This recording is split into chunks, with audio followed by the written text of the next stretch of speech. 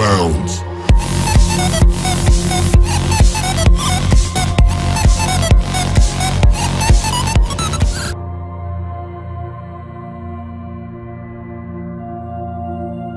پاکستان میں موجود بہت سی ذاتیں ہیں جن میں سے چند ذاتوں کا ہم آج ذکر کریں گے۔ یہ جو معلومات ہیں ساری یہ انٹرنیٹ کی سرچ سے حاصل کی جاتی ہیں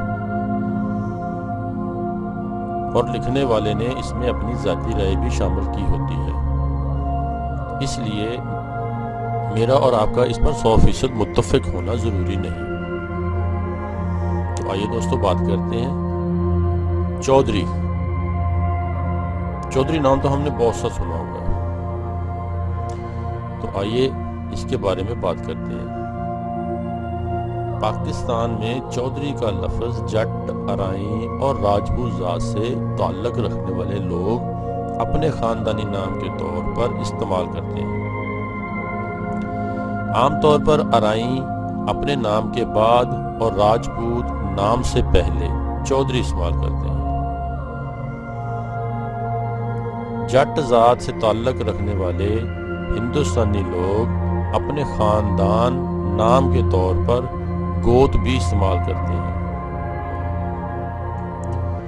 چودھری صحیح املا چو اور دھر جو چاروں طرف سے دھرا ہوا مراد جس کو حکم ہر چار کی طرف چلتا ہے، یعنی جس کا حکم چار سو چلتا ہے، ہر طرف چلتا ہے۔ چوہدری، چودھری وغیرہ اصولاً نام درست ہیں۔ جان ٹی پلیٹس نے بھی اس املا کو نقل حرفی کر کے چودھری لکھا ہے۔ میاں کے معنی بزرگ، عزت والا، بڑا وغیرہ کے ہیں۔ میاں کا لفظ ارائیں ذات سے تعلق رکھنے والے لوگ اپنے خاندانی نام کے طور پر استعمال کرتے ہیں۔ پہلے ارائیں ذات کے لوگ اپنے بزرگوں کو عزت اور احترام سے میاں صاحب کہہ کر بلاتے تھے۔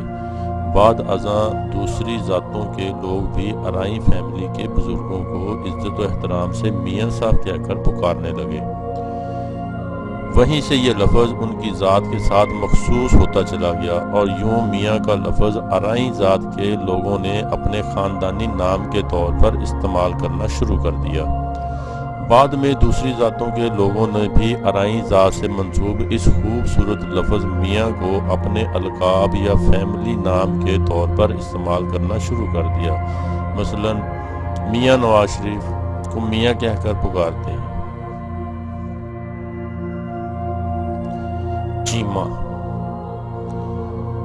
چیمہ بھی جٹ ذات کا ایک قبیلہ ہے۔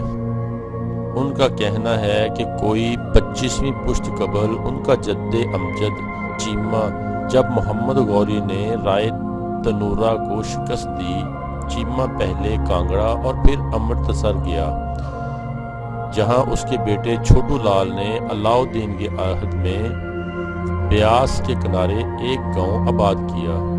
اس کے پوتے کا نام رانا کنگ تھا اور اس کے 8 بیٹوں میں سب سے چھوٹا بیٹا ڈھول اس کے موجودہ قبیلچیوں کا جد امجد تھا۔ دوگل، محتل، نگارا اور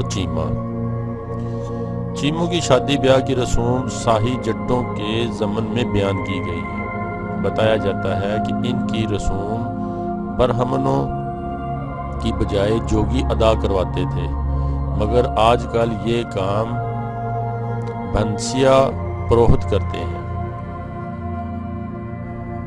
چیمہ ایک طاقتور اور متحد مگر جھگڑالو قبیلہ ہے۔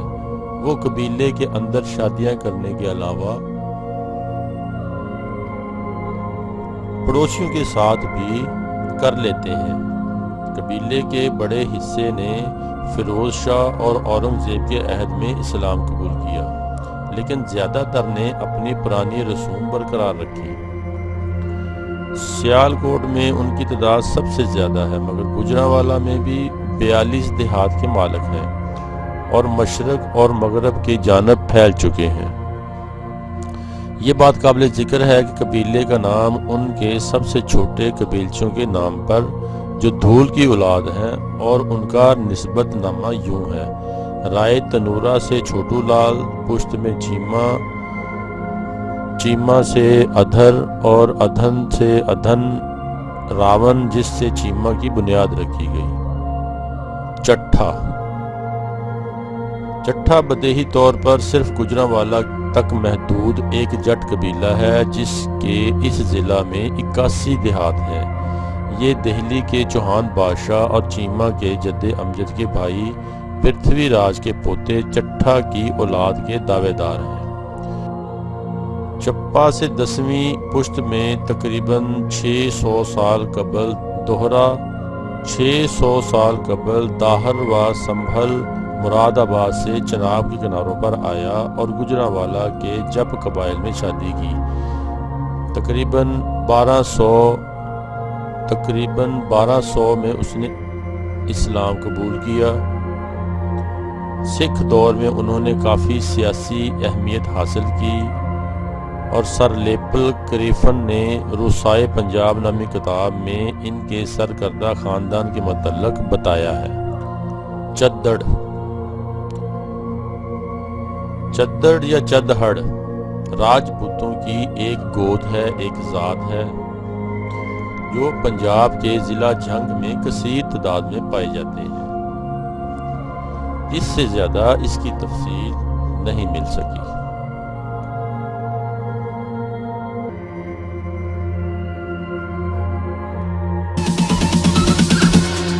Bounds.